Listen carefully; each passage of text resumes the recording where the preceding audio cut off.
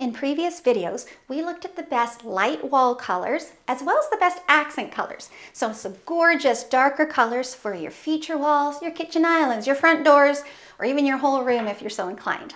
And these colors are geared towards men. I find when I do my online consulting, men tend to have their favorite ranges, whereas women sometimes lean a bit different. That doesn't mean women can't love these colors, but this video series is geared towards men who tend to like me to keep things a little bit more simple, which is hard for me. Lord knows I love to talk. So, long story short, we're looking at the best white paint colors to go with all those other colors for your trims and your cabinets. There are hundreds of whites. I've narrowed it down to my favorite 3, the colors that pretty consistently work in homes. One of these should work. If it doesn't work, that means you might need something a bit softer and warmer. I've got you covered.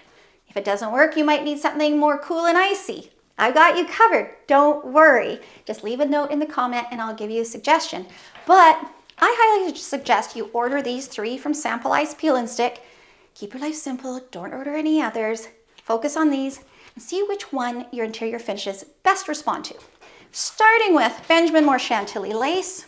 These are going to be hard to see in the video to really see the nuances to know what could work, so you do need to order them. Whites are tough. Chantilly Lace is the brightest of the 3. Its LRV is up around 90. The brightest whites are up 94, 95. But this acts like a really considerably bright white, even though there's a little wee willy wink of softness in it. You hardly know it. If you're a fan of the cool icy whites, but you're like, oh, maybe that goes too far, you're considering resale, Chantilly Lace can be a great happy medium because it certainly acts like white without being cold. Sherwin Pure White. Love this white. If you're looking for the one-size-fits-all, which doesn't exist, but the white that has the best chance of working in the average home, Pure White has to be it. Now its LRV is, I'm going to say it's 84, which means it's a soft white. Like compare it to Chantilly Lace. I have it with some white paper here, but if we compare it directly to Chantilly Lace, you can see that softness there, right? Pure White, Chantilly. Pure White is amazing, seriously. You can put it on trims, walls, cabinets. It is going to respond to the exposure of your room and your interior lighting, but so is every white. Overall, Pure White acts like white without really the starkness of a bright, cool white.